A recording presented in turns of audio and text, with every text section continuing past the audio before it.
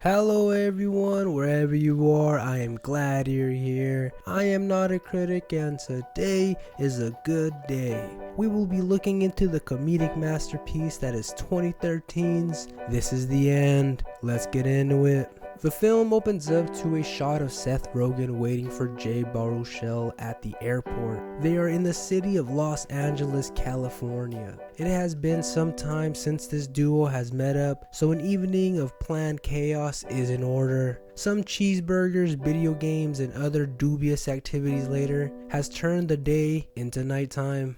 Seth Rogen suggests that they both head on over to James Franco's house for a Hollywood type of party. Jay hesitates but ultimately agrees. James Franco greets the duo with a warm hug and a lot of positive energy. James would also reveal to Seth one of his latest art projects, a side-by-side painted canvas of their name. It would be at this time that other iconic individuals would also get some screen time. Mindy Kaling says hello and expresses her attraction towards Cera, who is next to the legendary Rihanna and Jason Segel. Jonah Hill comes and says hello, revealing how he recently adopted a dog that doesn't know how to bark. People like Hart, Craig Robinson, and Emma Watson are also seen milling around.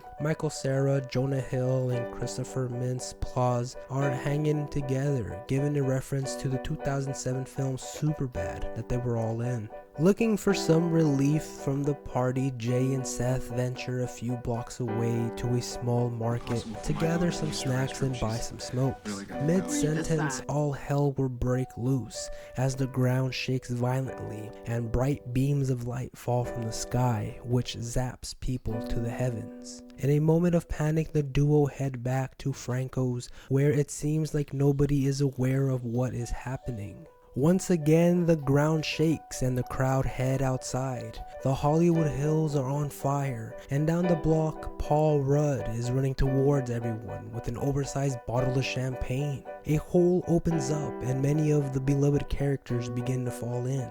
Cera, Aziz Ansari, Hart, Mindy Kaling, Rihanna are among the many that become victims to the abyss. Back inside the house, James Franco, Craig Robinson, Seth Rogen, Jonah Hill, and Baruchel realize that rescue might not be coming. So they begin to barricade the doors and take inventory of the supplies available. It gets late and everyone spends the first night very nervous because of the apocalyptic events that just happened. Eventually, everyone but James make it to the living room to find some comfort among each other to get some rest. Unbeknownst to everyone, one legendary Danny McBride was passed out in the bathroom, unaware of what happened the night before. Now it is morning and Danny is setting some great vibes while prancing and cooking some amazing breakfast. James wakes up in horror to find Danny and yells at the rest of the group to wake up. In the middle of all the commotion, a banging is heard at the door, which turns out to be Brian Husky pleading to be let in. Before a decision is made, he is killed by an unseen creature. The group debates about what all these apocalyptic events could mean. Some say it's nature, while others refer to it as the possible biblical rapture. Morale seems to be going down. It is at this moment everyone cuts loose and a celebration breaks out. There is laughter and joy for the first time since this horrible set of events unfolded. We see a montage of the would-be sequel to the 2008 film Pineapple Express, which casts Seth, James, Danny, and Craig. Once again, there is a loud bang at the door. Slashes from an axe creates a huge panic, leaving everyone stunned. Behind the door comes out one Emma Watson. She reveals that she has been hiding in a drain pipe, hearing growls and other horrible noises. James suggests that she rest, and she thanks him plenty. Jay makes some crude remarks with the guys, which Emma overhears. She doesn't hesitate to wield the axe once again, demanding that the group hand over all their water, then vanishes through the door into the unknown. Without water, the group will need to test their luck and venture outside in order to get into the basement of James's house. In the basement are 2 jugs of water. After everyone pulls matches, Craig is the unlucky member to go. Unfortunately, the door is broken. While Craig is running back, he witnesses something tremendous. He makes it back inside, but everyone is back to square one. Everyone decides that the best way to get to the water is to dig their way through the concrete floor. It's a slow process, so everyone takes turns banging on the ground with whatever they have on hand. An argument occurs between Danny and James about home etiquette. Both storm off, leaving Seth alone on digging duty. Jay comes to help Seth, where they both talk and reassure one another that everything will be okay.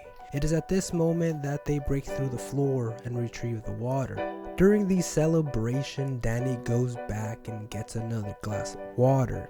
This naturally creates a negative response from the group because the water needs to be rationed. At this point, Danny lashes out and drenches himself with a jug of water. Everyone freaks out and comes to the conclusion that Danny needs to be kicked out for his bad behavior. During his exit, Danny drops some harsh but truthful comments, leaving everyone to reflect on their own mistakes. Once again, supplies are running low. Matches are drawn, and this time Seth is the unlucky one who draws the match. He refuses, leaving Jay and Craig to venture out. Jonah has a very demonic presence to himself since he was visited by a demon the night before. Both parties experience a horrifying encounter. Jay and Craig with a hellhound, and Seth and James with a possessed Jonah. The sequence of events leaves everyone rattled, as it feels like every minute is becoming more and more bizarre. Things turn to the worse as the house is now set ablaze. Seth, James, Jay, and Craig want to take their chances on the road. A flying demon appears, and Craig sacrifices himself for the betterment of the group. This is where a beam of light comes down from the sky, and he is taken up to salvation. Jay, Seth, and James now know that they too can be saved. Bam! Out of nowhere, an RV rams the side of James Franco's Toyota Prius. A gang of cannibals surround and pull the trio out of the car. The camera pans over to reveal that Danny McBride has become a cannibal warlord. Standing on Danny's side is Channing Tatum, wearing a unique outfit. James will fight off the gang in order for Seth and Jay to escape. This is when a beam of light comes down and begins to raise James. But James begins to get petty and is ultimately left to fall back to earth, to perish at the hands of Danny McBride and his gang of cannibals. The final leg of the film will show both Seth and Jay drained from the constant bombardment of chaos. They both embrace each other, reinstating the value of their friendship. The biggest demon appears, and it seems hopeless for our duo. Just as the creature strikes, a beam comes down and envelops Jay. Jay grabs Seth and begins to pull him up. Seth knows that the light won't take Jay if he is holding on to him, so he lets go. Seth's sacrifice will guarantee his own place in heaven. The screen turns white, where we are greeted at the gates of heaven by Craig Robinson. He quickly welcomes both Seth and Jay, giving them their halos. Quickly, the events become a huge party with a performance by the Backstreet Boys. The film ends, leaving a well-deserved positive vibe to the film. Thank you everyone for watching. Stay safe. Much love.